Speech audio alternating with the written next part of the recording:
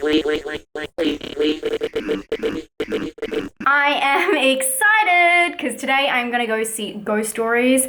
I'm about to leave. I'm so stoked because I've heard a lot of really good things about this. This is a UK film and I never thought it was actually going to be shown here in Perth, Australia, just because it never came out in the cinema around the release time. I'm not sure about America and how you guys are doing with it. You'll have to let me know down below.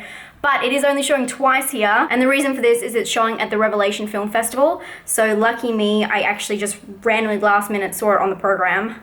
Thank God. And I didn't even know if it would be the same film. That's how rare and strange it is that they're only showing it twice. If you don't know about the film, I actually haven't seen the trailer, but I'll add an extra layer onto this. Dean, my boyfriend, has, who does not like horror movies. I made him watch the trailer. I refused to watch it because I didn't want to give anything away, but I thought, hey, do you want to go see this film with me? I don't think it'll be scary. It has Martin Freeman in it.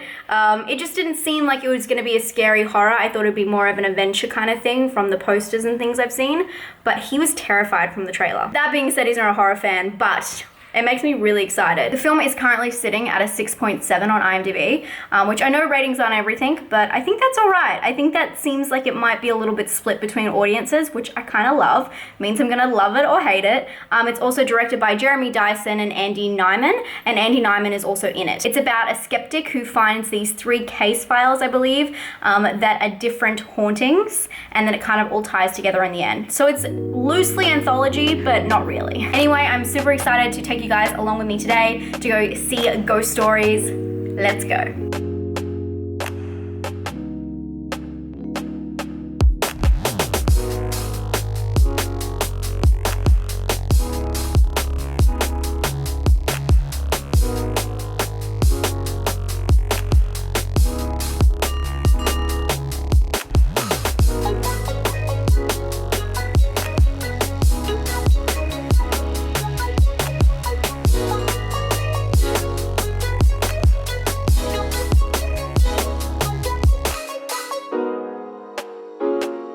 Hi guys, I just finished watching Ghost Stories.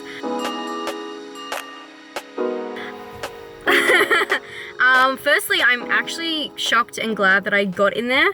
When I went into the cinema, I was trying to film for you guys, but it was so packed. There was so many people in there because of the film festival at the moment, which is the Revelation Film Festival. I finally picked up one of these booklets so I can go through and find if there are any other horror movies playing, which is great. I'm gonna do that tonight. But when I got there, there was so many people. It was intense. So I was glad I even got in, but they were also showing it in the big cinema, which was cool. I haven't seen a movie in there for a long time. I've only seen the ones and the tiny little ones that they have there.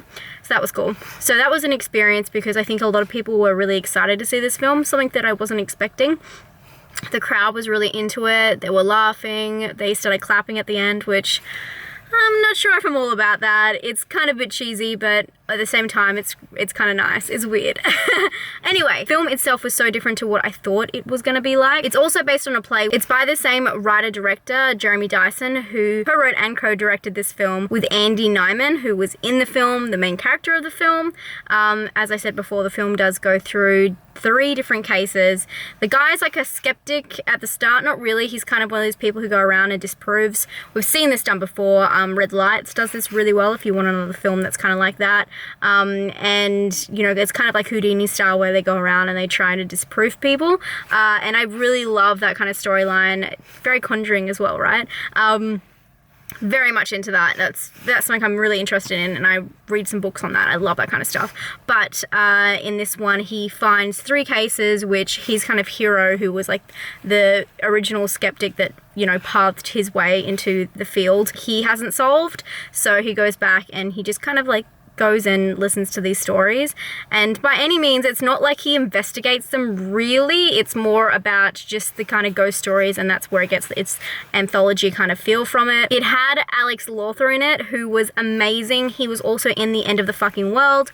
In this film, he is like intense. He's definitely got some psychosis kind of situation going on. His one is very demonic, and his story is just amazing, and he definitely blew me away. He was great.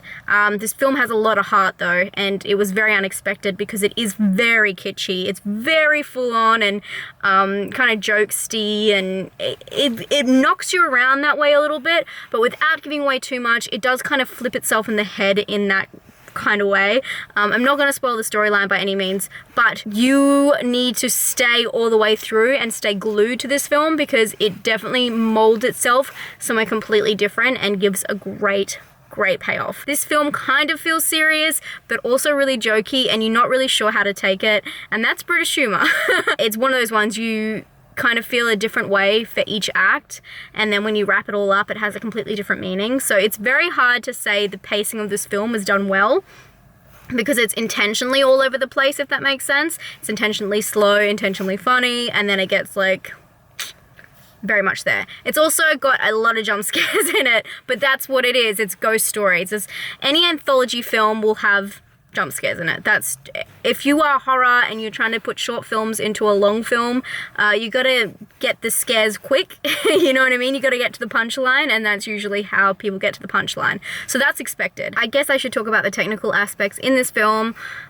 There's not much to say really, to be honest, because it's just so beautiful, very high budget, easy to look at, and if you like the British landscapes, they definitely give that to you for part of the film. There's some really nice kind of seaside feels, but yeah, they kind of take it everywhere. That aspect was definitely all there with the editing and some of the effects they put on there, and I'm not talking special effects, I'm talking like the stylization of the film, I guess you would say. That was interesting, and again, very kitschy, so be prepared for that. It's kind of kitschy on purpose, and for special effects in terms of the jump scares and actual ghosts, yeah, again, very kitschy.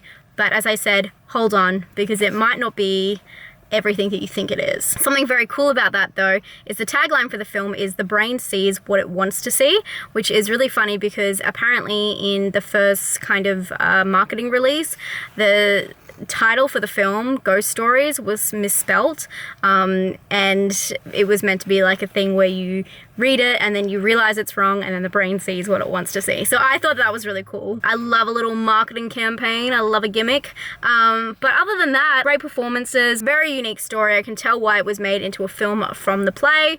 Would love to see that in theaters if I could. So if you have seen the original play, I guess it's called a play, let me know down below. I'd love to hear your thoughts. If you have seen this film, I would still really like to hear your thoughts on it. I think it's a solid 7 out of 10. I think it's a great film.